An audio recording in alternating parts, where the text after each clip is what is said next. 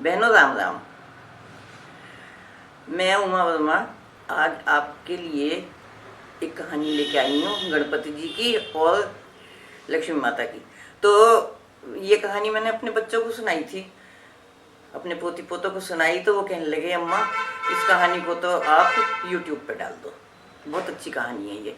तो उनके आग्रह पे मैं आपको ये कहानी सुना रही हूँ, आप सुनिएगा। बोल लक्ष्मी माता की जय, गणपति महाराज की जय। एक बुढ़िया थी, तो वो गणेश जी की पूजा करने जाया करती थी। गणेश जब मंदिर से आती तो बच्चों को मारती कूटती खूब। अब एक दिन गणेश जी बोले कि बुढ़िया माँ जब तुम मंदिर से जाती है तो बच्चों को क्यों मारे कूटे?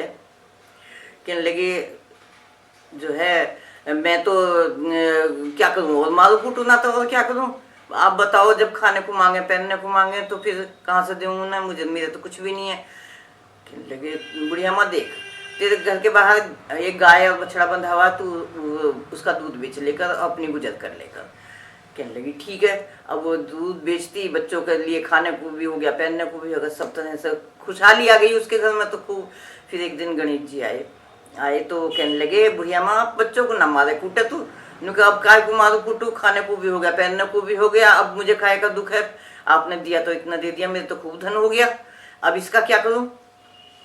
तो कहने लगी कि जो है जोनार कर ले और लक्ष्मी जी को नौतिया। लक्ष्मी जी किसी का आती नहीं है, वो तू मेरा नाम लेगी ना, मेरे घर का कह दिए मेरे घर गणेश जी बैठे हैं तो तू जो है वो उठ के चली आएंगी। अच्छा चलो, वो चली गई बुढ़िया लक्ष्मी जी के पास क्षीर सागर में।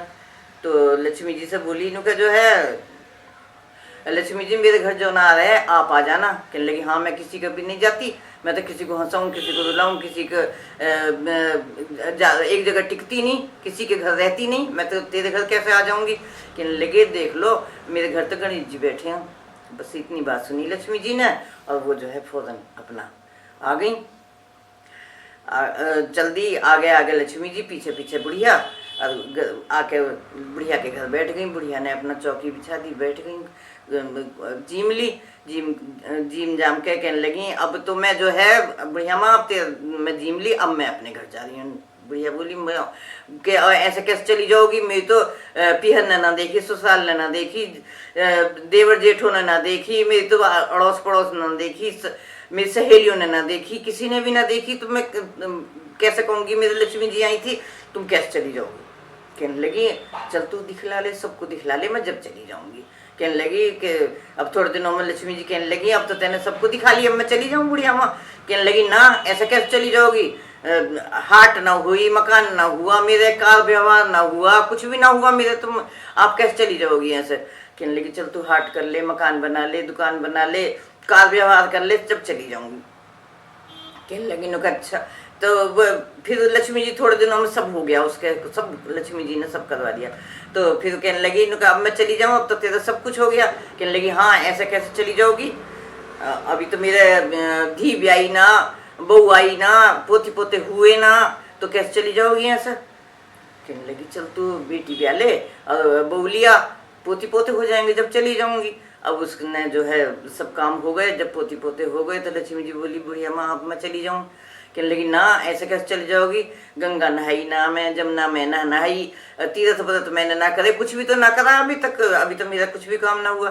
तो कहने लगी चल तू गंगा नहाइया, जमुना नहाइया, तीर्थ करिया, जब चली जाऊंगी। अब बुढ़िया की तैयारी हो गई तीर्थ करने की। तो वो कहने लगी नु जो है बहू से बोली सुन मेरी बात। बहू ने कहा हाँ माता जी। कहने लगा इसको जान मत दीजो, मेरे पीछे चली जाएगी, जावे तो जान मत दीजो, और नहीं तो घर भावनाभूत हो जाएगा, रोटियों के भी लाले पड़ जाएंगे।